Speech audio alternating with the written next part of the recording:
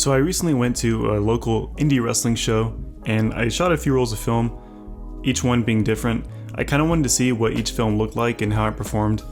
under this lighting and these conditions, so that's partially why I shot 3 different ones.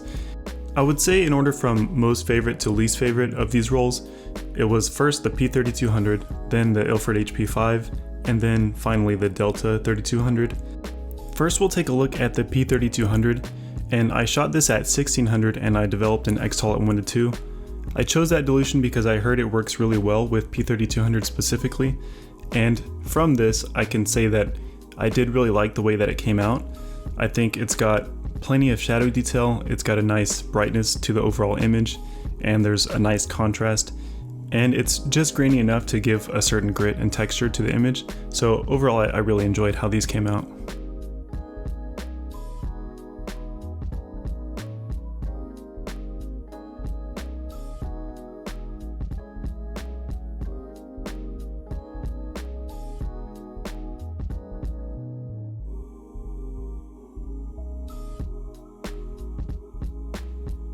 Next we'll take a look at the images on HP5,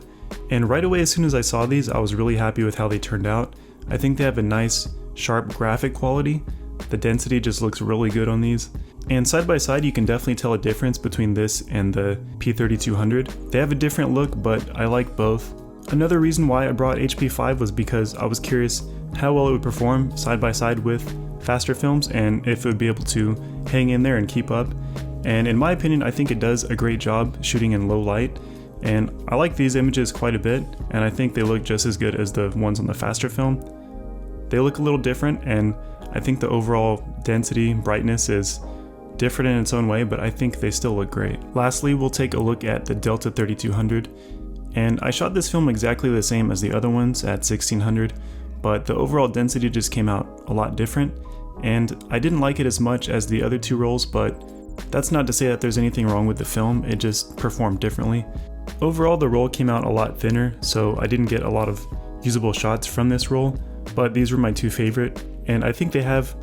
their own characteristic, a nice gritty look, and they look good in their own way, but overall, a lot of the images were thin, so they weren't up to my liking. Overall, I had a lot of fun shooting this, and I think next time, I have a lot of HP5, so I feel confident that it'll give a great look and it'll be able to keep up just as well as faster films. So I think it'll be great to bring on the next one of these, and I'm looking forward to shooting more professional wrestling, indie wrestling, and I'd like to thank you guys for watching, and we'll see you guys next time on The Negative.